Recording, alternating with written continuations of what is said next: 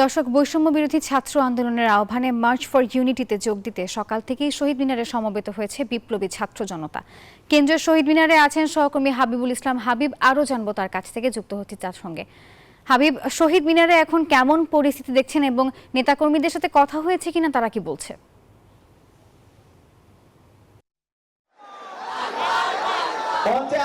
নাফিস, আপনাকে ধন্যবাদ। আসলে নেতাকর্মীরা এখনো মূল যারা সমন্বয়ক, প্রধান সমন্বয়করা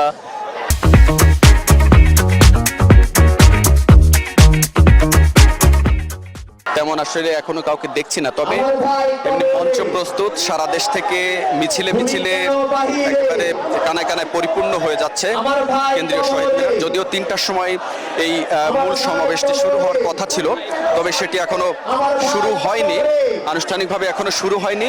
হয়তোবা তারা বলছেন যে কয়েক মিনিটের মধ্যেই হয়তোবা মূল সমন্বয়করা আসলে বা নাগরিক কমিটির নেতৃবৃন্দ আসলে তারা এই আনুষ্ঠানিকভাবে শুরু করবেন।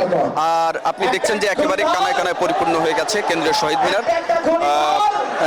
এখানে বলা চলে যে তিল ধারণের ঠাঁই নেই কেন্দ্রীয় শহীদ মিনার চত্বর।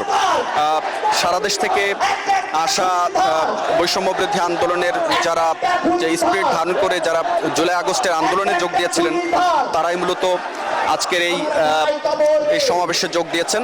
আপনি জানেন যে আজকে মূলত বৈষম্য বিরোধী আন্দোলনের পক্ষ থেকে যে জুলাই ডিক্লারেশন বা দেওয়ার কথা ছিল, সেটি আজকে সঙ্গত কারণে গতকাল রাতে সেটি স্থগিত করা হয় এবং মূলত সরকার তাদের এই যে জুলাই ঘোষণাপত্র সেটি সরকারি ঘোষণা করবে এমন একটি বার্তা দেওয়ার পর মূলত তারা আজকে ঘোষণা থেকে সরে এসেছে। এবং বলে রাখি যে তারপরেও কিন্তু তারা এই যে শহীদ মিনার থেকে ঘোষণা দেওয়ার কথা ছিল, সারা দেশ থেকে মানুষ ছাত্র জনতা আসার কথা ছিল, যার কারণে আজকের যে আনুষ্ঠানিকতা সেটি তারা বন্ধ করেন নাই।